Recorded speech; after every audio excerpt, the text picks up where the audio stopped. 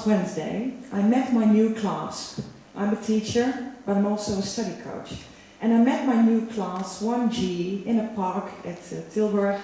And we just met, so we had to get to know each other. 30 new students to get to know. So we played a game. I had a lot of games with me to play, just to get to know each other. And one of the games we played was, they all got a little post-it note. And on the post-it note, they had to write down what they were most proud about. So what are you proud about? Could be anything. An achievement, something you accomplished, whatever it would be, diploma. So, but I also got into the game. They had to know me, and I have to get to know them. So I was thinking, what should I write down? What am I proud about?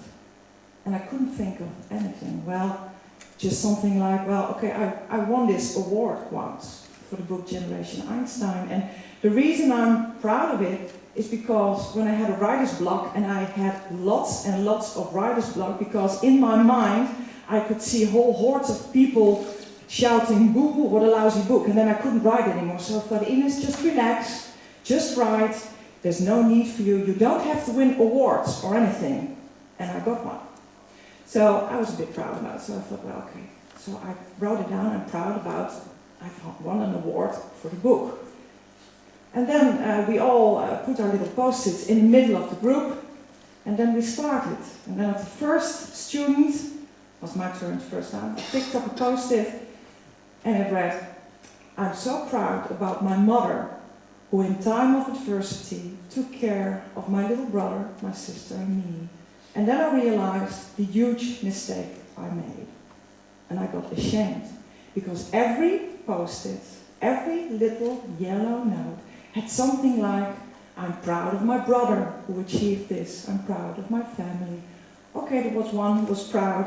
He went to Las Vegas to gamble when he was 20. He was proud about that, so we had a laugh. And then I really was ashamed, because I made one of the biggest mistakes a teacher can make. Okay, granted, I'm not a teacher very long, but it's a mistake I warned other people against, and now I made it myself. I tried to impress them. I tried to be, look at me, look what I achieved. And they don't need those kind of achievements. Oh, I got a little round of applause. Oh yeah, nice, very good of you. But I could feel, it's superficial. Youth today is different than my generation. My generation, I'm from Generation X. I was young in the middle of the 80s. And my generation grew up in a time, there was a Cold War. We were anti-society. We had a punk movement to show how anti-society we were. We wanted to change the things, but we couldn't change the things, so we chose money. We chose money, we chose a career, we chose to be superficial. And now every day in my classroom I meet young people who tell me they are the most proud about their mother. And they're not the only ones. All around the world there are kids who talk about being proud of their family. In Finland, one girls' magazine had a little quiz. What's your most favorite idol in the world? Fully expecting it to be Lady Gaga or whatever, and it was my mom. And in India, the Hindustan Youth Survey had this question, what do you want? Money, to be rich, or to be happy? 8 out of 10 kids said, I want to be happy. So what changed? How come this generation of kids looks beneath the surface and tries to find out what's really important? Okay, technology plays a part, maybe. It connects us with people all over the world. It connects youth all over the world.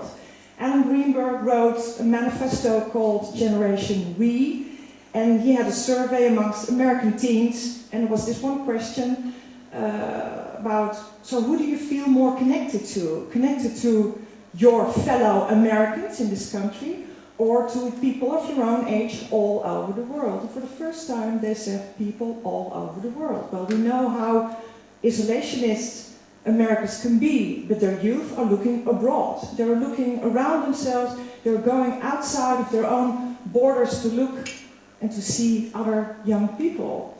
So what changed? Well, for one thing, technology changed, but we changed. And one thing we did differently was that we are talking to our kids. We're asking them questions like, what do you want to wear? What do you want to eat? What do you want in your sandwich? What do you want to do now? Shall we go on vacation? Where shall we go? We're going to buy a car. What do you want? A blue one, a black one, whatever. We're asking them questions about what do you want. So when you ask a kid a question about what do you want to do most, what do you like to do best, you give them a sense of being important. Because the two most important people of the world, your parents, keep asking you that question. What do you want? What do you want to do with your life? And then a mom told me in one of our surveys we did, she told me that, well, my daughter of 16 asked me, but Mom, what should I do? And then I answer, I cannot answer that question for you. You have to decide for yourself. But what happens if you keep asking this question to all our children, then one day they're 12 years old, they're sitting in the classroom, and they say, I'm important too. It's impossible, maybe for teachers. It's really impossible. You have 13 small individuals in your classroom who all have this sense of, I am important because my father, my mother, the two most important people in the world, ask me these questions every day. I'm important enough to answer these questions, so why shouldn't you ask them? And then we have little girls who go to the school director and says, well, he doesn't treat me with respect. And a teacher, what did I do? What did I do? Well, you didn't listen. You didn't ask, and you didn't listen. So we ask them every day. And in return, we talk to each other. We talk. Our children stay at home longer than before. They stay with us, they like us, they talk to us, and they try to change the world in a very polite way. In a very small, polite way, talking to us and trying to change things around them. So there was a few years ago, there was on the educational system, they had a huge survey. 150,000 students filled in the survey, and they asked for changes. They asked for them. Going with, and maybe a little bit around the system, they try to change the world. Another phenomenon, what makes these kids different than us, is the way we changed also in regarding youth as a target group. This is one part I don't like very much. We see kids like a kind of walking wallet, maybe. They have lots of money, they live at home, and in my classroom I keep asking this question, well, do you know what a target group is? No. Okay. Which one of you lives at home? Thing is up, 90%, first year, 90%, yes, we live at home. Okay. Which one of you has a job? 90%, yes. Which one of you earns 100, 200 euros a month? Some fingers, 200, 300 euros a month. Some fingers, 400 to 500 maybe. Some fingers, okay. Which one of you pays money to your parents to stay at home? Huh? Money to our parents? Why? Well, because you're expensive. You use food, you use water, you use energy.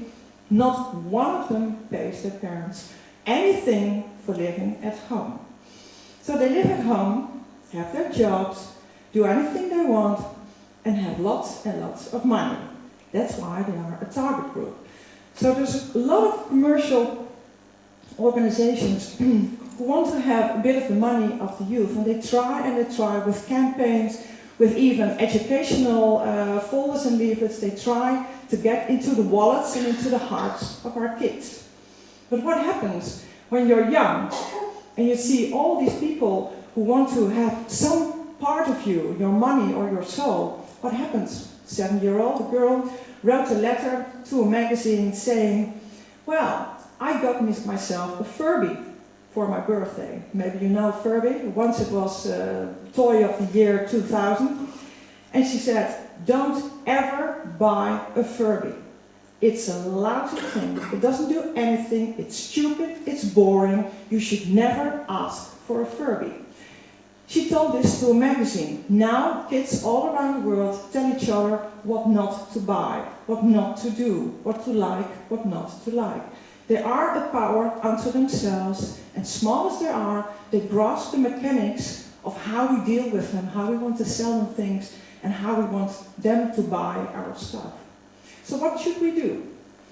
What should our way to communicate with kids who are onto us, who know what we do, who know why we do things? What should we do? Well, there's one thing I learned from a professor in the University of Kansas, Mr. Michael Wesch. He was professor of the year 2008 in the University of Kansas, and he said there's just one thing you can do to be into the hearts of these kids, and that's love your students, and they will love you back. It's not only love your students, but love your children, and they will love you back. And with the language of love and understanding and respect for each other, you can accomplish lots and lots with these kids. Thank you very much.